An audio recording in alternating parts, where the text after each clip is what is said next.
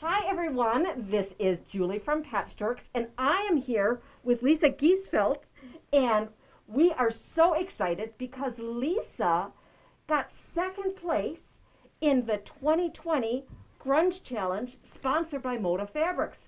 Whoop, whoop! That was impromptu. Yes, it was. So I'm so excited. We both got a ribbon from Moda, handcrafted. This is so exciting, Lisa. Ooh, and it's grunge fabric and the grunge glitter down here too. Oh my goodness, it's so exciting. I know, I've tried to figure out where I'm going to put it on my quilt. So Lisa also got some amazing goodies, and she's Moda certified. Ooh. Super cool for all the treats. What? So Lisa, you got...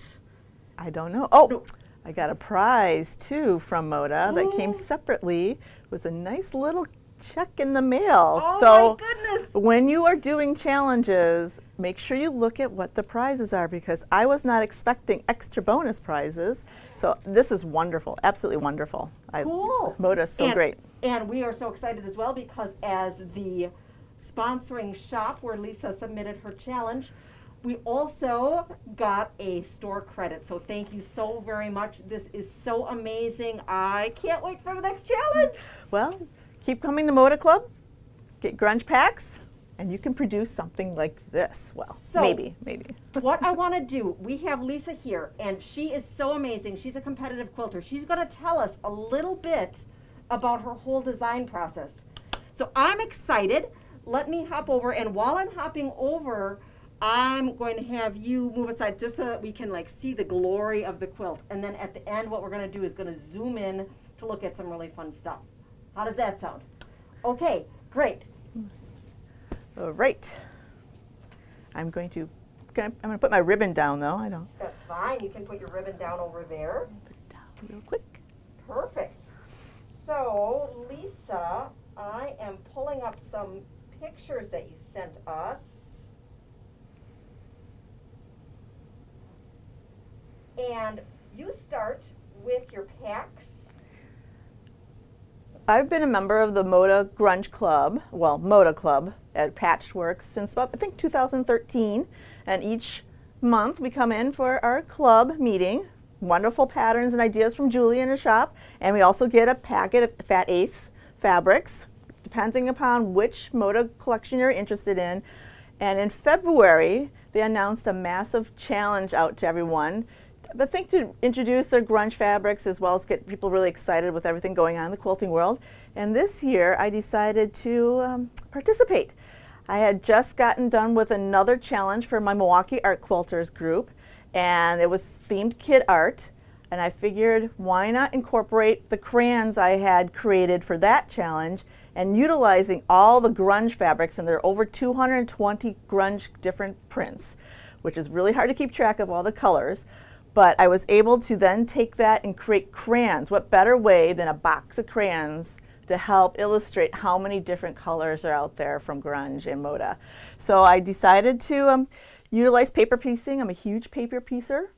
I decided to get my paper and pencil out. I'm one of those old school people who likes to draw out a challenge before I get started with it. And that helps me decide on my scale and proportions and determine whether or not I need to tweak something before I go and cut up my fabric.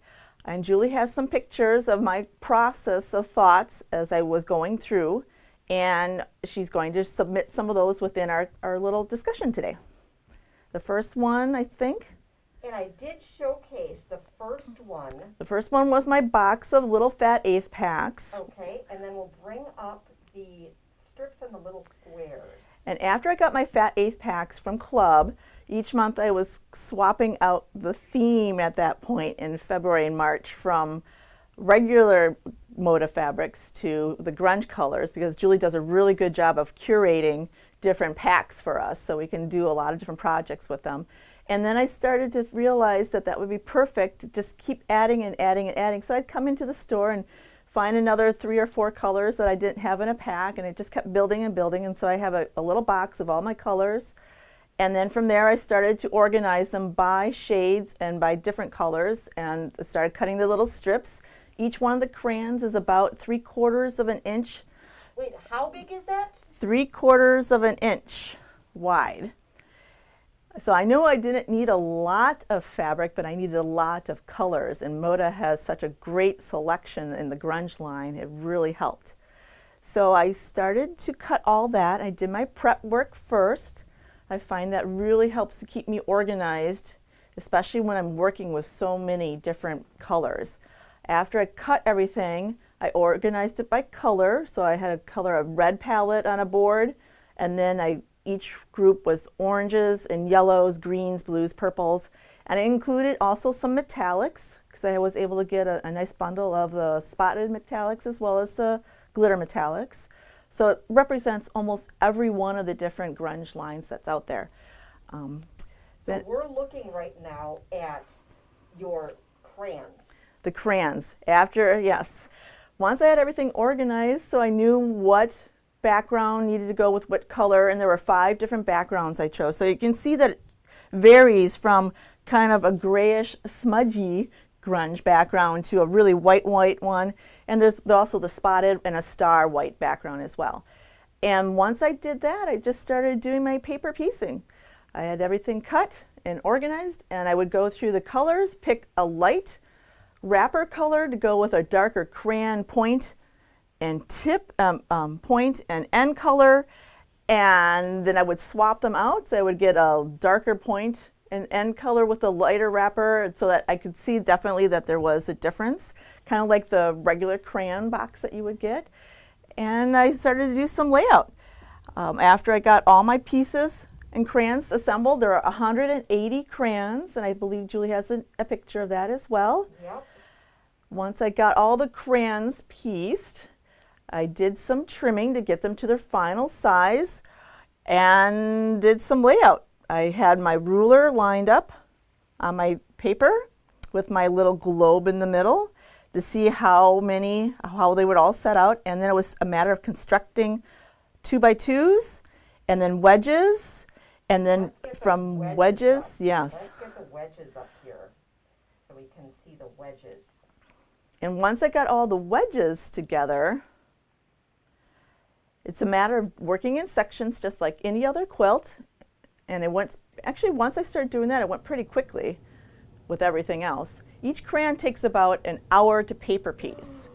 So if you calculate that, 180 crayons, 180 hours just for paper piecing may seem intimidating, but I'm night owl, so I like to do this at night, so it really keeps my brain going.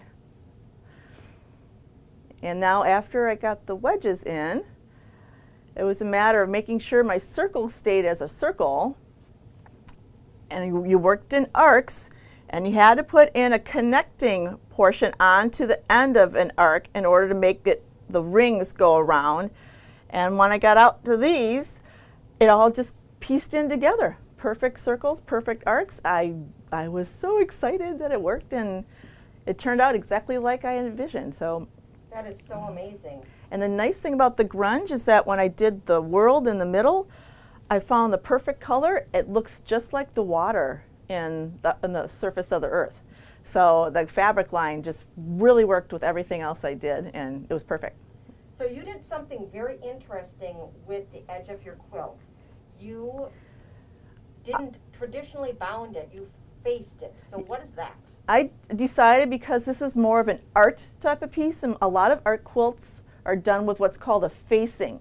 A facing is where you pull, I have to unpin this, sorry, Okay, Julie. I'm going to scoot around in front of the camera. I'm sorry, this is not very fancy that I'm going in front of the camera Okay. while you're unpinning that. That's okay. What I did, instead of putting a binding on the front and then wrapping it around and hand stitching it, you do the same thing where you put a binding, but it's called a facing because you then take it and wrap it around, pulling part of the front, about 1/8 of an inch, gets wrapped around, and then you hand stitch it down like you would with a traditional binding.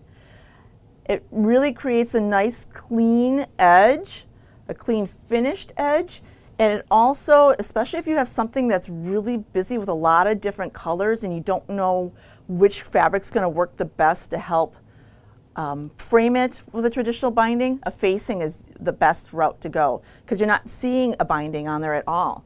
It's being pulled directly to the back, and it turns out really nicely for a crisp, sometimes they refer to as a knife edge as well, besides a facing. So do you quilt before you face it? Yes, because the face, it's similar to a regular quilt where you're going to be binding it after all the quilting is done. Otherwise you would be stitching through the facing on the back.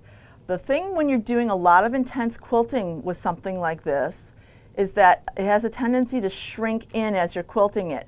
When I laid everything out, I had started with 52 inches. By the time it got done, it was 48. I mean, I did trim a little bit off around it to make sure it was squared up, but it shrank in a good 2 inches with all the quilting. So if you're doing a competition piece and it has to be a specific size, make sure you allow for shrinkage as you're doing quilting, because it will, and I found this out over the years, it does come in a bit. So make sure that's taken into consideration. Well, thank you so much. I'm excited. And Get it thank home. you for sharing everything with us. Keep up all the good work. And One more woot woot for Julie. woot. Thank you. Have a great day, everyone. Thanks for joining us. And thank you so much to Moda Fabrics for this great contest.